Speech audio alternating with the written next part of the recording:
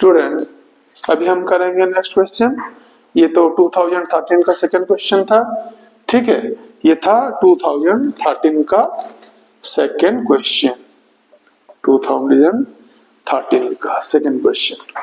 अभी हम क्या करेंगे, अभी हम करेंगे और एक क्वेश्चन आया था 2013 में, और एक क्वेश्चन आया था आपका डीएमसीसी में, यही यूनिट्स एंड डायमेंशंस चैप्टर से। चलो देखते हैं और उसको सॉल्व करते हैं, ठीक है। क्या क्वेश्चन आया था, मैं लिख लेता हूं students. The optical path difference, the optical path difference, optical path difference is defined as delta x is equal to twice pi by lambda. What are the dimensions? What are the dimensions of optical path difference? ठीक है, optical path difference जो है students, उसको define किया गया कैसे, आपका delta x is equal twice pi by lambda करके लिख लेते हैं यहाँ पे। ऑप्टिकल पाथ में delta x is equal to twice pi by lambda. So students इसका जो डायमेंशंस होंगे वो क्या होंगे, डेल्टा एक्स का देखिए, इसका डायमेंशन जो होंगे ट्वाइस पाई का डायमेंशंस अपन लैम्बडा का डायमेंशन। ट्वाइस पाई का डायमेंशन कितना होता है student, twice pi, pi is equal to 3.14, ये एक नंबर होता है। सो ट्वाइस पाई भी एक नंबर होता है जिसका डायमेंशन क्या होगा, कुछ नहीं होगा, m0 l0 t0 होगा, ये डायमेंशनलेस क्वांटिटी होगा। और आपका लैम्बडा का जो होगा तो ये हम m0 l0 t0 लिख लेते हैं। लैम्बडा का कितना है, लैम्बडा क्या है, वेवलेंथ है।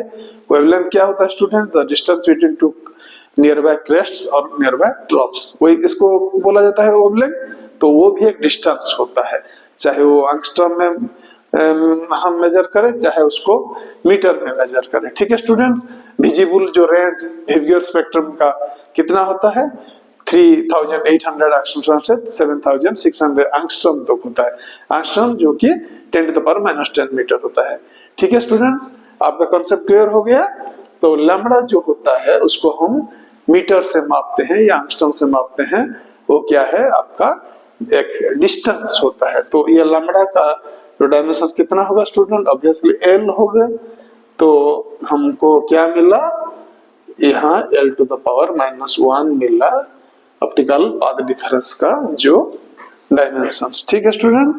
चलेंगे नेक्स्ट क्वेश्चन पर। 2012 में कोई क्वेश्चन नहीं आया आपका बीएमसीसी का जो वर्धमान महावीर मेडिकल कॉलेज का जो एंट्रेंस एग्जाम में 2012 में कोई क्वेश्चन नहीं आया था।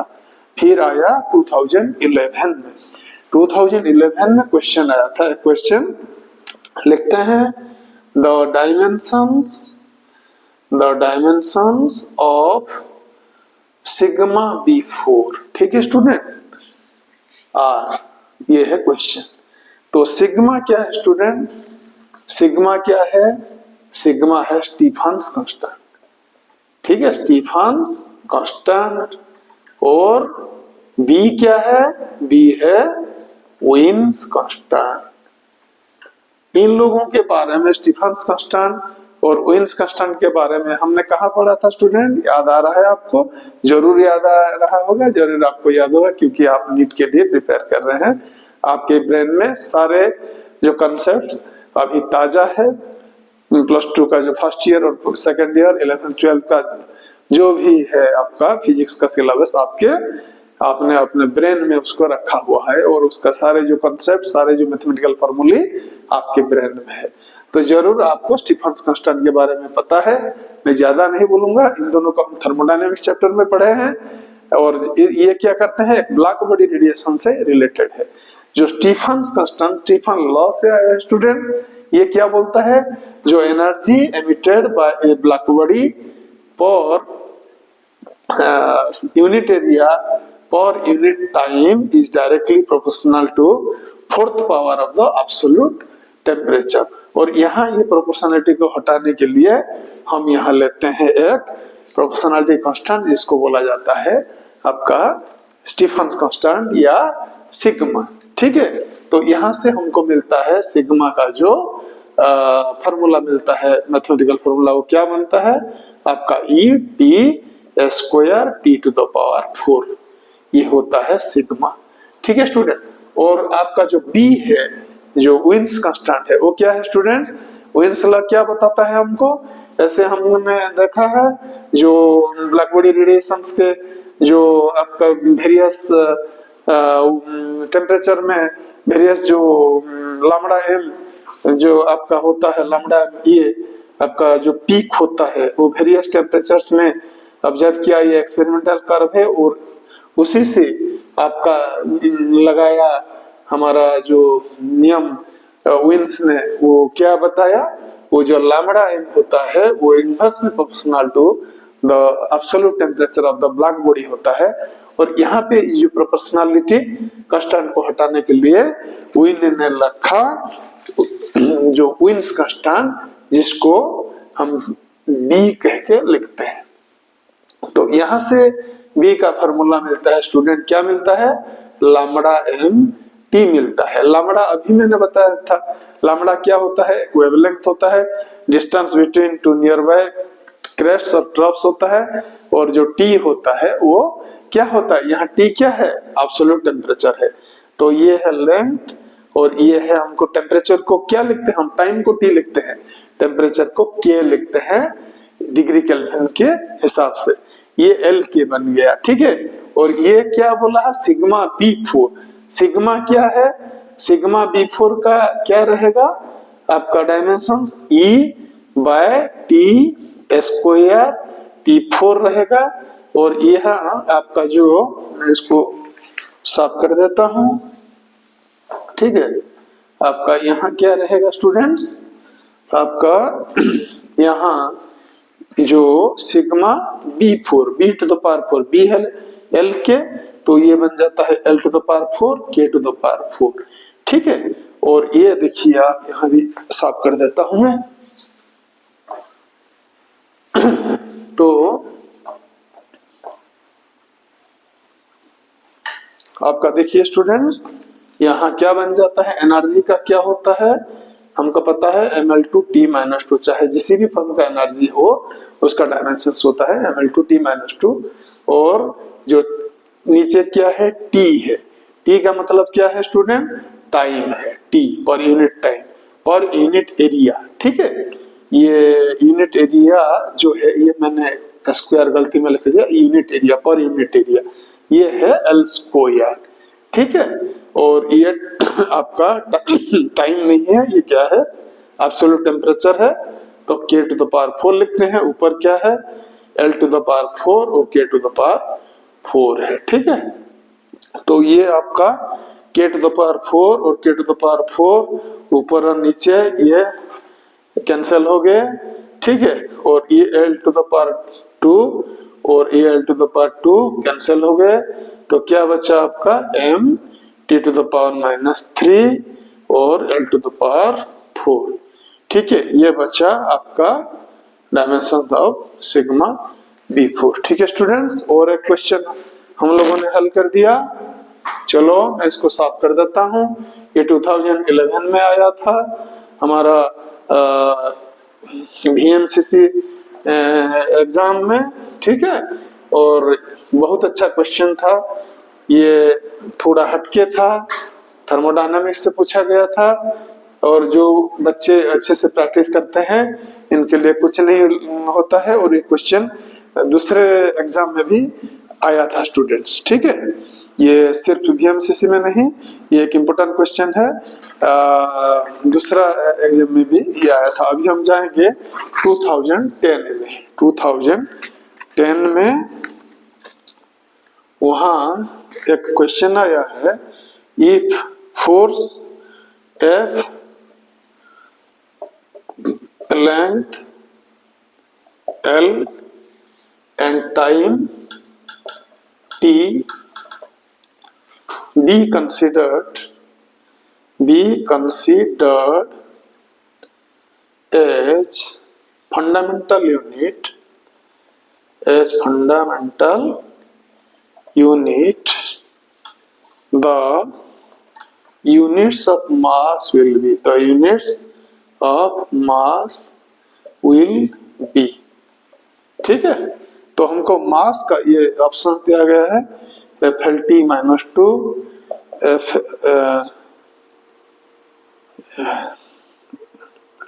FL -2 T -1, तीसरा है FL -1 T2, चौथा है F2L T -2। चलो करके देखते हैं स्टूडेंट्स। यहाँ पे जो फंडामेंटल फिजिकल क्वांटिटी दिया है, क्या दिया गया है? फोर्स, लेंथ और टाइम दिया है। ऐसे तो मास, लेंथ और टाइम हम लिखते हैं, लेकिन यहाँ मास का हम निकालेंगे। तो सपोज हम ले जाते हैं mass is equal to force to the power x, L to the power y और T to the power z। ठीक है, तो फोर्स क्या होता है स्टूडेंट? ml T -2 होता है डायमेंशन फोर्स का, उसका power x, L to the power y और z, T to the power z। ठीक है, आपका ये बन जाता है m to the power x into L to the power x into T to the power -2x into L to the power y into T to the power z। तो ये होता है आपका m to the power x इधर है और कोई तो m नहीं है, नहीं है। L टू द पावर यहाँ x है, L to the power y है, तो L to the power x plus y हो गया। T to the power -2x है, T to the power z है, T to the power -2x plus z हो गया। ठीक है, ये क्या है? m है, मास का जो डायमेंशन है ये है। ठीक है स्टूडेंट, इससे मास को जो डायमेंशन है हम ऐसा करके भी लिख सकते हैं उसको, इसको हम लिख सकते हैं m to the power 1, L to the power 0, T to the power 0। और होमोजेनिटी ऑफ डायमेंशनल फार्मूला हमको बताता है कि whenever there is a equation sign, then the dimensions of the physical quantities in the left hand side must be equal with the dimensions of the physical quantities in the right hand side। ठीक है student, तो अभी हम compare करते हैं m का कितना है लेफ्ट हैंड में? 1 है, राइट हैंड में कितना है? x है। So x is equal to 1। आपका ये जो L to the power x plus y है, L टू द पावर 0 है, इसका मतलब x प्लस y जो है 0 है, और जो T टू द पावर 0 है, T to the power -2x plus z है, तो -2x plus z is equal to 0 है। हमको मिल गया ये सारे इक्वेशंस। यहाँ तो x के बारे में पता चल गया, हम यहाँ पुट कर देते हैं उसका वैल्यू, तो y plus 1 is equal to 0 हुआ स्टूडेंट, तो y का वैल्यू कितना हुआ? -1 हुआ। यहाँ पे हम x का वैल्यू पुट कर देने से क्या हुआ? -2 plus z is equal to 0। This implies student z is equal to +2। So x का वैल्यू निकल के आया 1, y का वैल्यू -1, z का वैल्यू 2। ठीक है, तो यहाँ हम लिखते हैं इस जगह में x का वैल्यू 1, y का वैल्यू कितना आया स्टूडेंट? -1, और z का वैल्यू कितना आया? 2। तो यहाँ लिखते हैं, तो f L to the power -1 T2, f L to the power -1 T2। Option 3 सही रहेगा स्टूडेंट्स इस क्वेश्चन के लिए। ठीक है, तो मैं इसको साफ कर देता हूं और आगे फिर हम अगला क्वेश्चन में चलेंगे। ठीक है, ठीक है स्टूडेंट्स। क्या होता है स्टूडेंट्स, जो dimensions, units and dimensions chapter से बहुत सारे टाइप के क्वेश्चंस आते हैं। ओके, आपका डायरेक्टली डायमेंशन पूछ लेते हैं, जैसे कि ग्रेविटेशनल कांस्टेंट का, यूनिवर्सल ग्रेविटेशनल कांस्टेंट का, प्लैंक्स कांस्टेंट का, सरफेस टेंशन का, कोएफिशिएंट ऑफ विस्कोसिटी का, मोमेंट ऑफ इनर्शिया का, एंगुलर मोमेंटम का, टॉर्क का, वेरियस एग्जाम्स में पूछे गए हैं स्टूडेंट्स। लेकिन और कुछ क्वेश्चन ऐसे भी आते हैं जब हमने किया अभी डायमेंशनल फार्मूला, और फिर वर्नियर कैलिपर से आता है आपका, और बहुत सारे आपका जो एरर एनालिसिस से आता है। तो वो जितना भी क्वेश्चन आया है, लेट अस डू इट। ये गया 2010 का, अभी हम चलेंगे 2009 में। ठीक है, ये आया स्टूडेंट द डायमेंशंस, मैंने बोला था ना अभी अभी, देखिए एक डायरेक्ट क्वेश्चन आ गया, the dimensions of h/2 pi r। Students ये जो h/2 है ये एक बहुत काम का चीज है, ठीक है। इसको क्वांटम मैकेनिक्स में यूज किया जाता है। आपको तो पता है h जो है प्लैंक्स कांस्टेंट है, लेकिन इसको क्या बोला जाता है, इसको बोला जाता है रिड्यूस्ड प्लैंक्स कांस्टेंट। ये प्लैंक्स कांस्टेंट से भी ज्यादा यूज होता है क्वांटम मैकेनिक्स में, और इसको स्टूडेंट ऐसे डिनोट करते हैं h/2 नहीं लिख के, और क्या बोलते हैं इसको, इधर h कट बोलते हैं, h कट या h क्रॉस बोलते हैं, ठीक है। आपको पता चल गया इसके बारे में। अभी इसका हम लोग डायमेंशंस देखते हैं।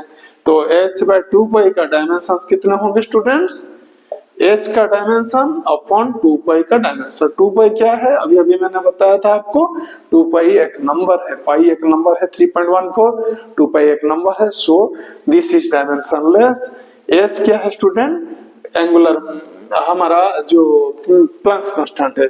तो प्लैंक्स कांस्टेंट को के बारे में हमको कहां से पता चलता है स्टूडेंट्स, जो Einstein's theory of photoelectric effect से पता चलता है कि जो हर फोटोन है जो कि लाइट का पार्टिकल है वो कितना एनर्जी पोजेस करता है स्टूडेंट, वो एनर्जी पोजेस करता है E equal to h nu. उसका जो फ्रीक्वेंसी है, कैरेक्टरिस्टिक फ्रीक्वेंसी, उसके साथ अगर हम h को मल्टीप्लाई करें तो हम उसका एनर्जी हमको मिल जाएगा, ठीक है स्टूडेंट्स। तो इस यहाँ से हमको फार्मूला मिलता है, mathematical formula for Planck's constant, तो ये रहेगा h equal to E by nu. So हमारा जो प्लैंक्स कांस्टेंट का उसका डायमेंशन क्या होंगे स्टूडेंट, E बाय न्यू रहेंगे। और आपका ये एनर्जी का तो हमको पता है mL2T -2 होता है हर किस्म का एनर्जी का डायमेंशंस, और ये न्यू जो है फ्रीक्वेंसी है स्टूडेंट, ये इसका यूनिट क्या होता है, हर्ट्ज होता है या पर सेकंड होता है, और फ्रीक्वेंसी क्या होता है, नंबर ऑफ ऑसिलेशंस पर सेकंड या नंबर ऑफ वाइब्रेशंस पर यूनिट टाइम होता है या पर सेकंड, ठीक है स्टूडेंट। तो ये आपका जो फ्रीक्वेंसी है ये T⁻⁻1 है, 1/T होता है। F is equal to 1/T, where F is frequency, T is time period, ठीक है स्टूडेंट्स।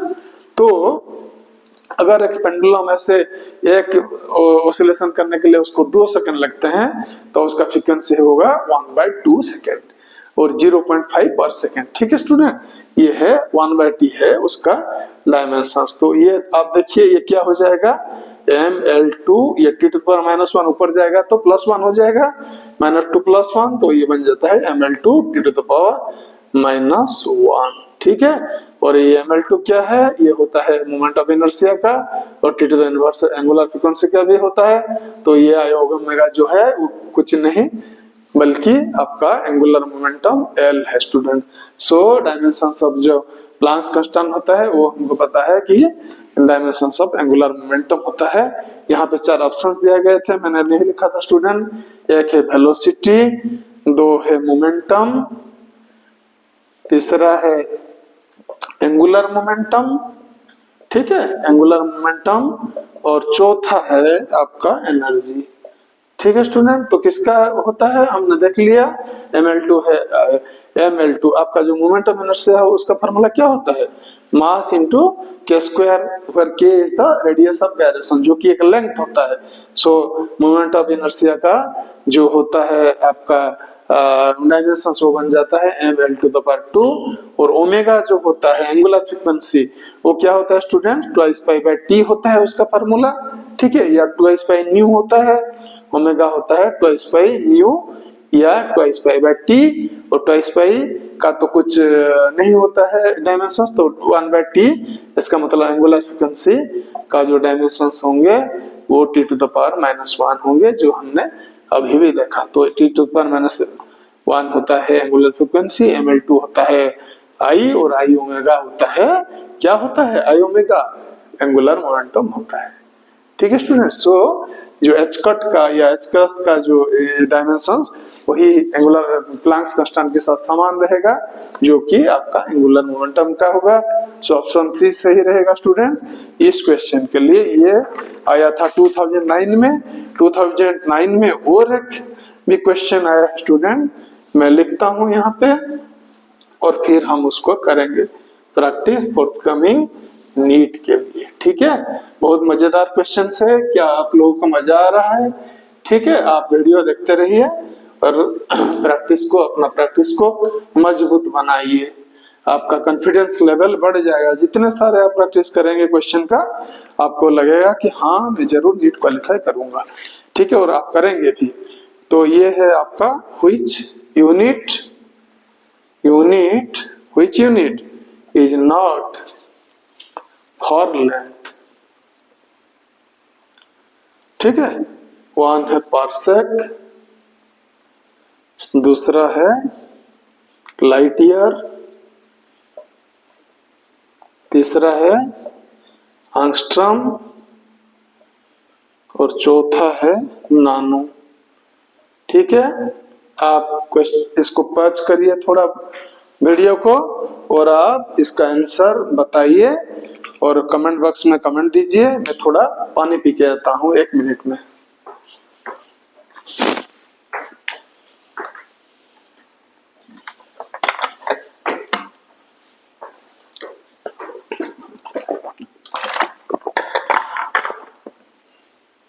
स्टूडेंट्स, क्या इसको आपने हल कर दिया?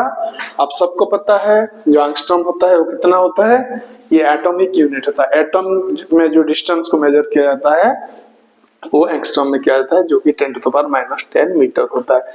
मीटर क्या होता है? आपका एसआई यूनिट का, जो एसआई यूनिट होता है लेंथ का। और स्टूडेंट, लाइट ईयर जो होता है वो क्या होता है? आपका लाइट 1 ईयर में कितना डिस्टेंस कवर करता है उसको लाइट ईयर बोलते हैं, ठीक है। लाइट 1 सेकंड में कितना डिस्टेंस क्रॉस करता है स्टूडेंट? 3 लाख किलोमीटर पर सेकंड। इसका मतलब है 3 × 10⁸ मीटर पर सेकंड। और एक साल जो होता है 365 डेज होता है, और 1 डे जो होता है 24 आवर्स होते हैं। और स्टूडेंट, आपका जो 1 आवर होता है वो 60 मिनट्स का होता है, और जो 1 मिनट होता है वो 60 सेकंड्स का होता है। सो ये है मीटर पर सेकंड और ये है सेकंड। ये कट के इतना मीटर हो जाता है स्टूडेंट, क्या? आपका लाइट ईयर, ठीक है। इसको मल्टीप्लाई करके हमको पता चलेगा कि एक लाइट ईयर कितना बड़ा यूनिट है, जो कि एस्ट्रोनॉमिकल यूनिट को मेजर करने के लिए होता है हमारा सोलर सिस्टम के अंदर, ठीक है। और उससे भी एक बड़ा आता है हमारे पास यूनिट, जो है पार्सेक। ये सेक को देख के आप मत सोचिएगा कि ये टाइम, जो 11th में स्टूडेंट्स आते हैं तो उनका लगता है कि पार्सेक जरूर एक होगा क्या आपका टाइम का यूनिट, लेकिन नहीं, टाइम का यूनिट नहीं होता है स्टूडेंट्स। टाइम का यूनिट क्या होता है? अभी हमने पढ़ा, सेकेंड होता है, मिनट होता है, आवर होता है, आवर के बाद क्या होता है? डे होता है, ठीक है स्टूडेंट। डे के बाद आता है आपका वीक आता है, फिर क्या आता है? फोर्टनाइट आता है, फोर्टनाइट के बाद क्या आता है? आपका मंथ आता है, मंथ के बाद क्या आता है? ईयर आता है, ईयर के बाद क्या आता है? डिकेड आता है, और डिकेड्स के बाद क्या आता है? डिकेड होता है 10 इयर्स, और आपका सेंचुरी आता है, सेंचुरी होता है 100 इयर्स, और मिलेनियम आता है आपका, मिलेनियम आता है आपका 1000 इयर्स। इस टाइप का होता है स्टूडेंट हमारा टाइम का यूनिट, लेकिन कहीं भी पार्सेक नहीं होता है। क्योंकि पार्सेक क्या होता है स्टूडेंट? हम जो सपोज ये है आपका सन, ठीक है, ये सन है, और ये जो हमारा ये आपका ऑर्बिट है अर्थ का, ये अर्थ यहाँ मूव कर रहा है, ऐसे ऐसे गोल गोल घूम के अपने चारों तरफ घूम रहा है, और सन की तरफ भी घूम के ही आ रहा है, ठीक है। तो ये जो एवरेज डिस्टेंस होता है सन के आपका अर्थ का बीच का, तो उसके बोलते हैं 1 एस्ट्रोनॉमिकल यूनिट, ठीक है स्टूडेंट। और ये कितना डिग्री है स्टूडेंट? ये जो इसको ये कितना डिग्री बोलेंगे हम? 90 डिग्री बोलेंगे, ठीक है।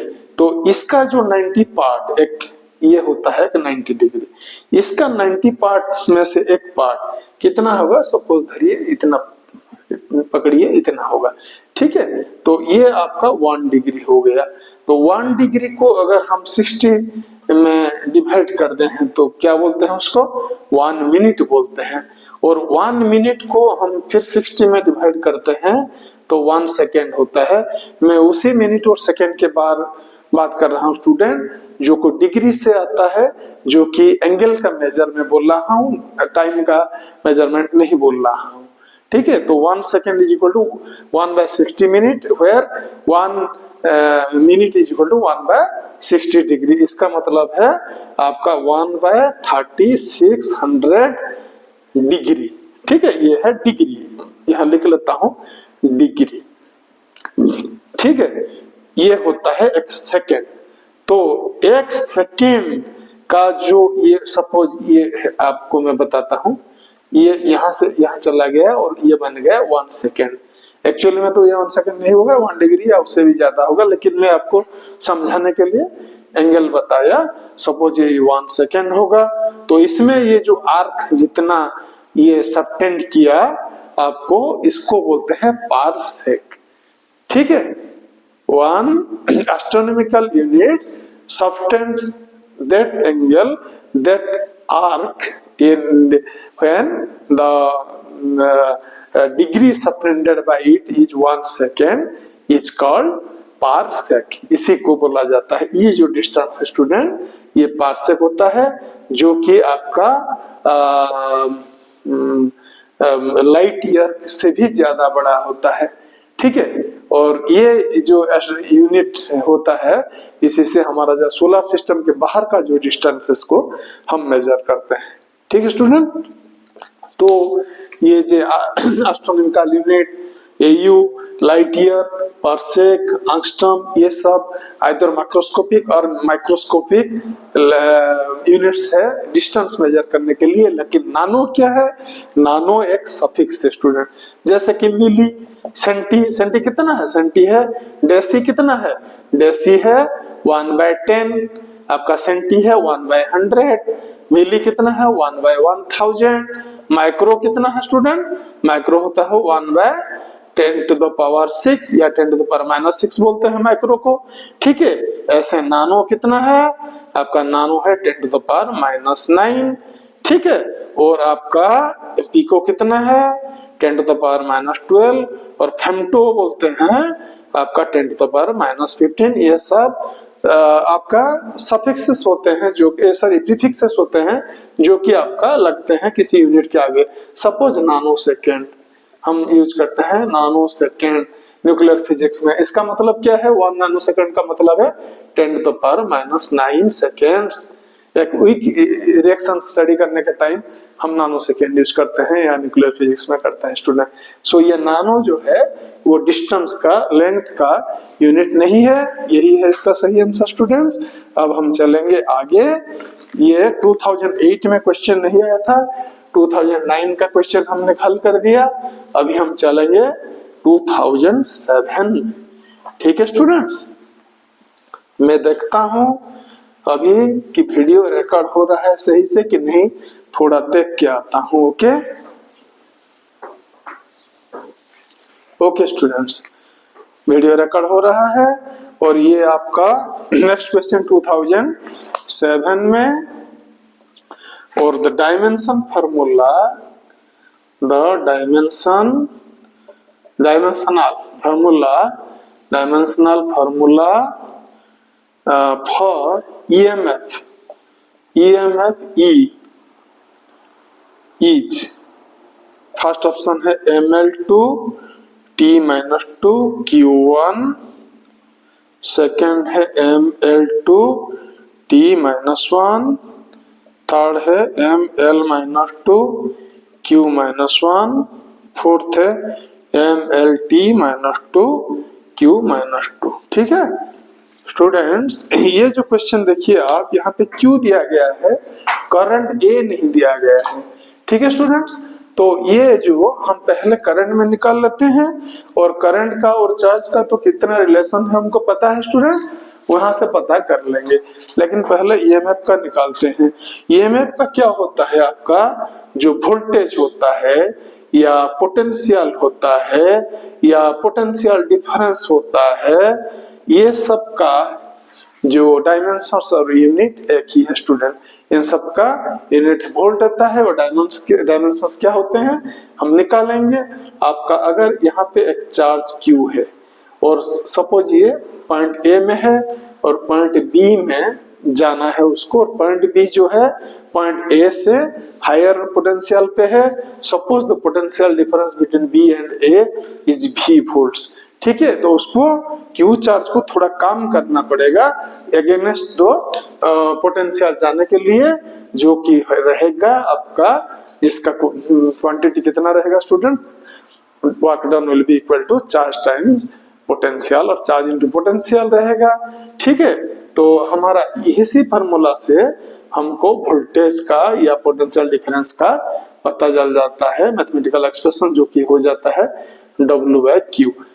ओके स्टूडेंट्स, तो V का अभी हम निकाल सकते हैं, उसका डायमेंशंस क्या रहेगा, W का वर्क का कितना आता है, work is equal to W is equal to F into S, ठीक है। फोर्स और डिस्टेंस जो होता है दो वेक्टर्स उससे हैं, डिस्प्लेसमेंट और फोर्स, इन दोनों का जो डॉट प्रोडक्ट होता है वही वर्क होता है, हमने पढ़ रखा है स्टूडेंट्स। तो ये आपका फोर्स का कितना होता है, ml, फोर्स का mlt माइनस 2 होता है डायमेंशन, और डिस्टेंस का होता है l, ये दोनों मल्टीप्लाई होने से वर्क का होता है ml/t माइनस 2, जो कि सेम एज एनर्जी होता है, ठीक है स्टूडेंट। और q जो है नीचे, ये क्या है, ये चार्ज है, तो यहाँ पे तो चार्ज में लिखा गया है, तो इसको करंट या एटी हम लिखते हैं, वो नहीं लिखेंगे, सिंपली इसको क्यू लिख देते हैं। तो ये क्या बन जाएगा, v equal to ml/t minus 2 q to the power minus 1। देखते हैं, ढूंढते हैं किधर है, ml/t minus 2 q to the power minus 1, ml/t minus 2 नहीं, ये तो शायद गलत लिख दिया इन लोगों ने, ये जरूर q माइनस 1 होगा, ठीक है। ml/t minus 2 q to the power minus 1 होगा, क्योंकि कहीं भी ऐसा हमको नहीं दिख रहा है, ठीक है।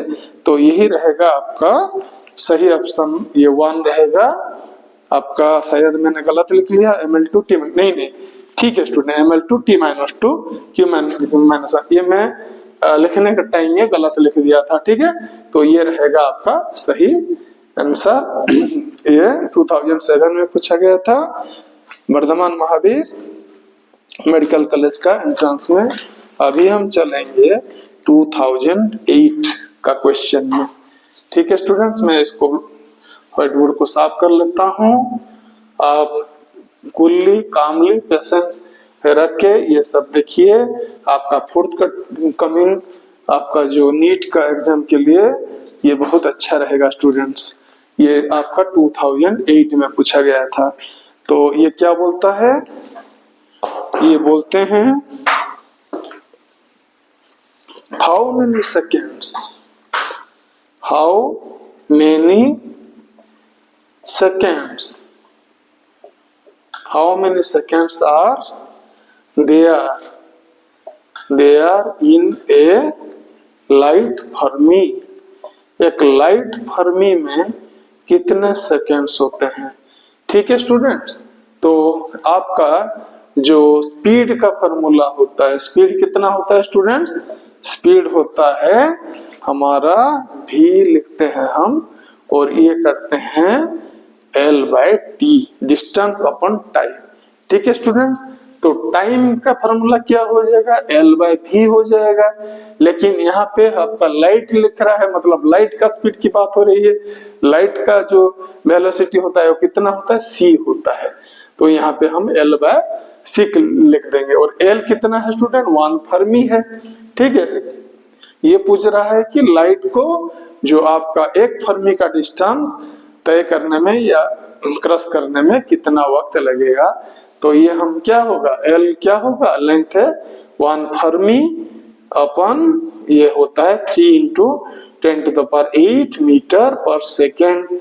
तो ये होता है 1 फर्मी जो होता है 10⁻⁻15 मीटर होता है, और ये बन जाता है 3 इंटू 10⁸ मीटर पर सेकेंड। और ये मीटर मीटर कैंसिल हो गया, पर सेकेंड ऊपर चला जाएगा, तो ये बन जाएगा कितना स्टूडेंट, 1/3 मतलब 3.33 के करीब होगा।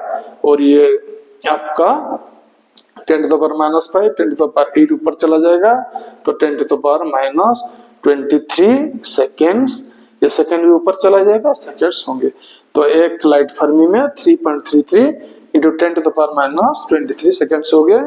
ये क्वेश्चन था 2008 में, और 2008 में और एक क्वेश्चन आया स्टूडेंट्स, आप लोग देख रहे हैं, मैं इसको क्लियर कर देता हूं व्हाइट बोर्ड को, ठीक है। और आगे चलेंगे हम। 2008 में और एक क्वेश्चन आया था एमसीसी में, इसी चैप्टर यूनिट एंड डायमेंशन से। तो देखते हैं स्टूडेंट्स क्या क्वेश्चन आया था। क्वेश्चन आया था given that the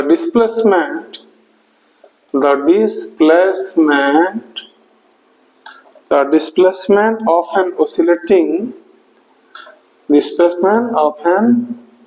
oscillating particle is given by y is equal to a sin bx plus ct plus d. The dimensional formula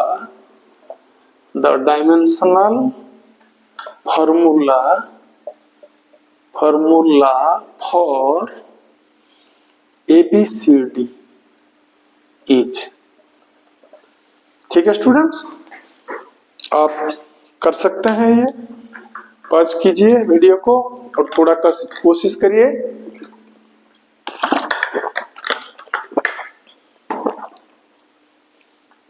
क्या रहेगा, देखिए साइन के आगे जो रहता है वो क्या रहता है स्टूडेंट, हम क्या लिखते हैं, साइन थीटा लिखते हैं, साइन ऑफ एन एंगल होता है, ठीक है स्टूडेंट्स। और ये जो आपका एंगल होता है वो क्या होता है, थीटा जो होता है, एंगल जो होता है उसका फॉर्मूला कितना होता है स्टूडेंट, ये अगर एक पार्टिकल यहाँ पे है, यहाँ चला गया, ये सर्कुलर मोशन कर रहा है, आप एक स्ट्रिंग में एक बल लेके आप घुमा रहे हो उसको, तो यहाँ पे था बल, आफ्टर टी टाइम यहाँ पे चला गया, ठीक है। और ये जो एंगल है थीटा, और ये जो रेडियस ऑफ द स्ट्रिंग है आर, और ये आर्क जो बना ये है एल। तो थीटा एल और आर के बीच में रिलेशन क्या है स्टूडेंट्स, आप लोगों को पता है, थीटा होता है एल बाय आर। एल होता है एक डिस्टेंस, आर्क जो होता है एक डिस्टेंस होता है, आर भी रेडियस जो है एक डिस्टेंस होता है। सो थीटा जो होता है दो डिस्टेंसेस का रेशियो होता है, तो ये आपका डायमेंशनलेस रहता है, इसका डायमेंशन रहता है m0 l0 t0, और आपका इसीलिए ये रहेगा साइन थीटा। तो ये जो आपका पोर्शन आ गया bx plus ct plus d, ये क्या होगा, इसका डायमेंशन m0 l0 t0 होगा। और एक बात, ठीक है, ये तो ये पर्सन चला गया आपका। देखिए ये जो साइन थीटा है, साइन थीटा क्या होता है, ये एक एंगल, हम ये एक ट्रायंगल लेते हैं जिसमें ये थीटा है, तो इसको क्या बोलते हैं स्टूडेंट्स, इसको परपेंडिकुलर P बोलते हैं, इसको हाइपोटेन्यूस H बोलते हैं, इसको बेस B बोलते हैं। तो साइन थीटा जो होता है वो क्या होता है स्टूडेंट्स, हमारा परपेंडिकुलर बाय हाइपोटेन्यूस होता है, परपेंडिकुलर एक डिस्टेंस है, हाइपोटेन्यूस भी एक डिस्टेंस है। तो ये साइन थीटा जो है एक सिंपल नंबर होता है जो कि डायमेंशनलेस होता है। तो ये टोटल जो पार्ट है साइन थीटा, ये क्या है, ये भी डायमेंशनलेस है क्योंकि ये एक नंबर है। तो y is equal to a होगा, y is equal to a होगा, मतलब y का जो डायमेंशन a का डायमेंशन सेम होंगे। और ये y क्या है, displacement of an oscillating particle y है, ठीक है स्टूडेंट्स। तो ये जो a का डायमेंशन कितना होगा हमारे पास आ गया, जो कि डिस्प्लेसमेंट का है, तो इसका मतलब है a का आ गया l, ठीक है। हम यहाँ लिख लेते हैं और व्हाइट बोर्ड को साफ करते हैं। तो आगे हम बी, सी और डी का डायमेंशंस निकालते हैं। बी का कितना है स्टूडेंट, बी, इसका मतलब देखिए bx plus ct plus d का डायमेंशन से m0 l0 t0। तो हमने जो होमोजेनिटी ऑफ डायमेंशनल फॉर्मूले से हम लोगों को पता है कि जो एड होते हैं इन सब का डायमेंशंस एक होता है। अगर डायमेंशन अलग अलग होंगे तो वो फिजिकल क्वांटिटीज को हम ऐड नहीं कर सकते या सब्सट्रैक्ट नहीं कर सकते। ठीक है स्टूडेंट्स, तो और क्या होता है, जो लेफ्ट हैंड साइड का फिजिकल क्वांटिटीज का डायमेंशंस होता है वही राइट हैंड साइड का फिजिकल क्वांटिटीज का डायमेंशंस होते हैं। तो ये इंडिविजुअल जो टर्म है इन सब का क्या हो जाए, bx का हो जाएगा m0 l0 t0, आपका ct का हो जाएगा m0 l0 t0 और आपका d का हो जाएगा m0 l0 t0, मतलब d जो है डायमेंशनलेस रहेगा। ct का अगर m0 l0 t0 हो गया तो c का क्या होगा स्टूडेंट, c का obviously t to the power -1 होगा। तो यहाँ t to the power -1 into t होने से ये डायमेंशनलेस बनेगा। सिमिलरली यहाँ b का क्या होगा, क्लियरली पता चल जाएगा, b का जो x इनवर्स मतलब स्टूडेंट x क्या है आपका एक डिस्टेंस है, सो आपका ये रह जाएगा l टू द पावर -1। अभी हमको a का मिल गया l, b का मिल गया l इनवर्स, c का मिल गया t इनवर्स, d का मिल गया m0 l0 t0। तो एबीसीडी का कितना होगा, एबीसीडी का कितना होगा, a का कितना है l है, b का कितना है l टू द पावर -1 है, c का कितना है t टू द पावर -1 है और d तो कुछ नहीं है इसका, तो ये l-1 ये कैंसिल हो गया और एबीसीडी का जो है t टू द पावर -1, इसका मतलब फ्रीक्वेंसी का होगा इसका डायमेंशंस। ठीक है स्टूडेंट्स, ओके। अभी मैं इसको साफ करता हूं और हम जाएंगे अगला क्वेश्चन में। क्या आप लोगों को मजा आ रहा है, आपको समझ में आ रहा है? अगर कोई दिक्कत है स्टूडेंट्स तो प्लीज मुझे कमेंट करके बताइए, मैं अपना जो आपको समझाऊंगा, अगर कुछ आपको समझ में नहीं आ रहा है तो जरूर समझाऊंगा। आगे जो क्वेश्चन है स्टूडेंट वो है आपका 2006 में आया था, 2006 में, 2007 में कोई क्वेश्चन नहीं आया था, 2006 में क्या आया, the dimensions of B are. B क्या होता है स्टूडेंट्स, बी क्या होता है, वहां लिख दिया सिग्मा और बी, स्मॉल बी, तो सिग्मा था हमारा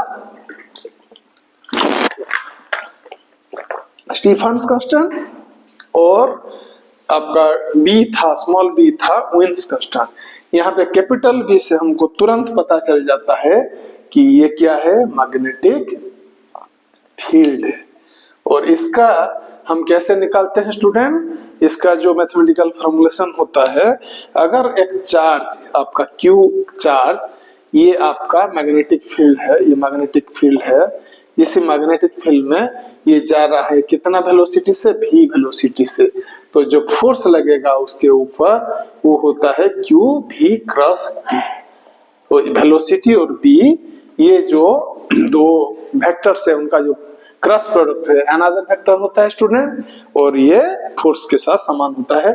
लेकिन अगर हम इसको मैग्नीट्यूड कंसीडर करें इसको हम स्केलर फॉर्म में देखें तो ये बनता है आपका Q V B।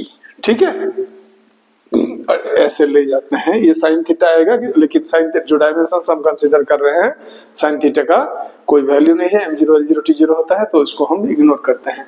तो f का q भी बन गया, तो स्टूडेंट्स b का फॉर्मूलेशन यहाँ से मिल जाता है f बाय q v। तो b का डायमेंशंस कितने होंगे स्टूडेंट, b का होंगे फोर्स का डायमेंशंस बाय q का डायमेंशंस मल्टीप्लाइड बाय v का डायमेंशंस।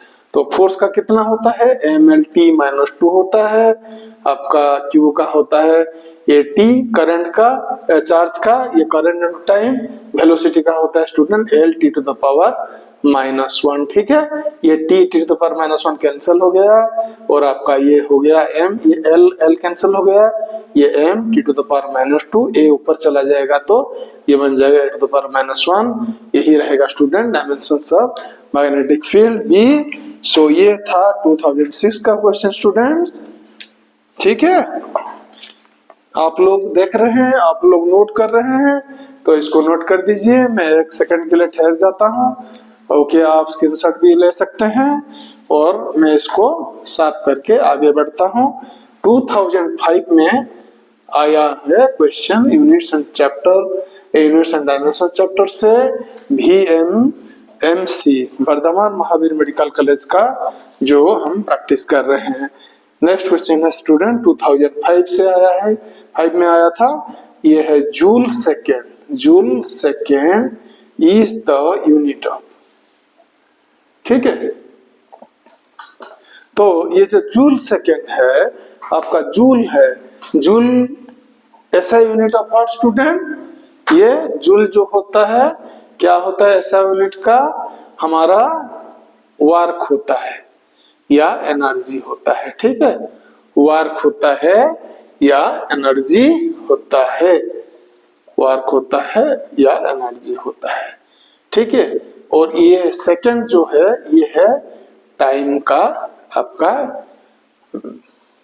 ये होता है आपका यूनिट। तो जूल सेकंड को हम, इसका डायमेंशन वर्क या एनर्जी का कितना रहेगा स्टूडेंट?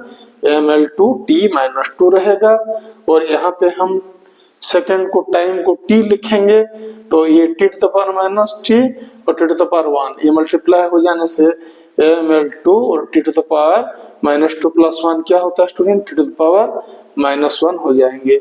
और ये ml2 क्या है स्टूडेंट? ये हमारा मोमेंट ऑफ इनर्शिया I है, और t⁻⁻1 ओमेगा या एंगुलर फ्रीक्वेंसी है, सो I ओमेगा क्या होता है? एंगुलर मोमेंटम L होता है। सो स्टूडेंट जूल सेकंड जो है हमारा बन जाएगा आपका एंगुलर मोमेंटम का यूनिट, ठीक है। और आगे देखते हैं।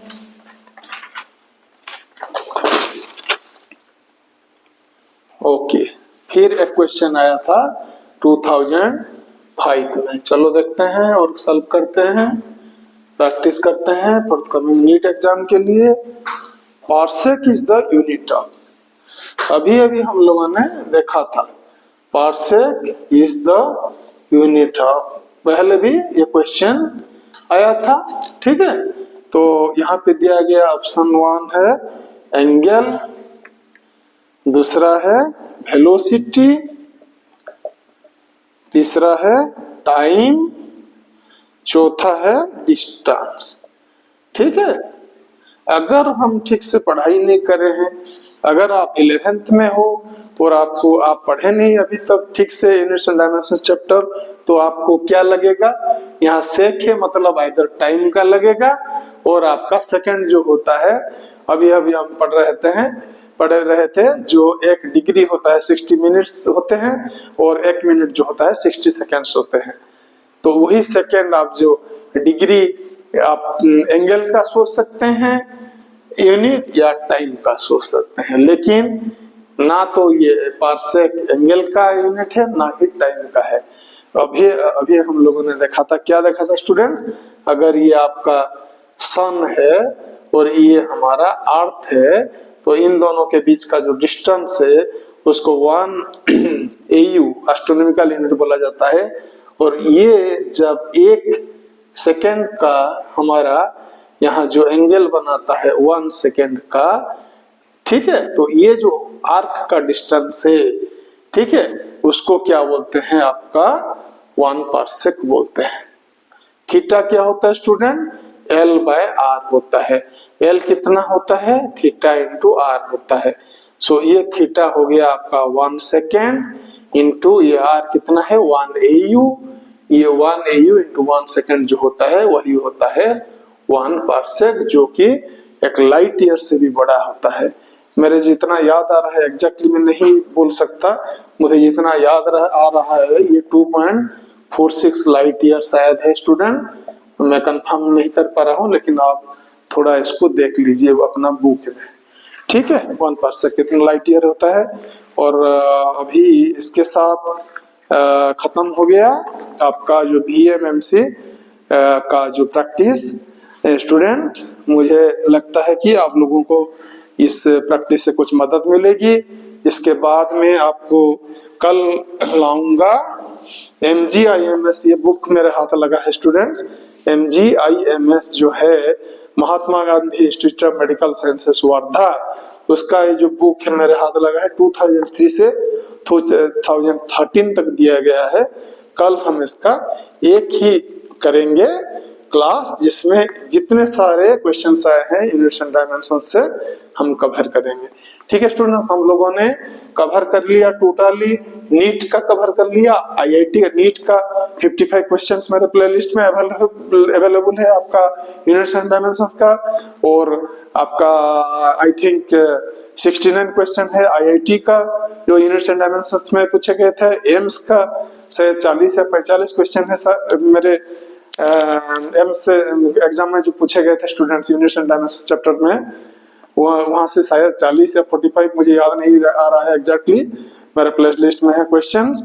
और अभी हमने CBSE AIPMT का भी बहुत सारे क्वेश्चन मैंने अपलोड कर रखा है और 1-2 दिन में इसको कंप्लीट कर दूंगा, शायद कल कर लूँ। और MGIMS वर्धा का भी कंप्लीट कर दूंगा। तो बहुत सारे जो मेडिकल कॉलेजेस में आ रहे हैं, तो इन सबको हम प्रैक्टिस कर रहे हैं स्टूडेंट। मैंने आपका हॉलिडे रसनिक का भी किया है, SC वर्मा, हरिश्चंद्र वर्मा जी जो कि हमारे इंडिया के सबसे बड़े फिजिसिस्ट है, ये लीजेंड है फिजिक्स के ब्रांच में, कोटि कोटि नमन है उनके चरण में मेरा, और उनका मैंने किया है। और मैं हॉलिडे रसनिक का बहुत बड़ा फैन हूँ, उनका भी मैंने किया है स्टूडेंट्स क्वेश्चंस अपलोड, और NCERT का भी, और बहुत सारे आपका किया हूँ अच्छे बुक्स का, वो आप देख लीजिए। मुझे लगता है कि इन सब से आपको नीट प्रिपरेशन में थोड़ा मदद होगा, और आप कमेंट करके बताइएगा। और आपका अगर पसंद आया होगा मेरा काम तो प्लीज ट्राई के like, share and subscribe, share among your friends, और बेल बटन को आप दबा के रखिए। Thank you students for watching this video. Good night, take care.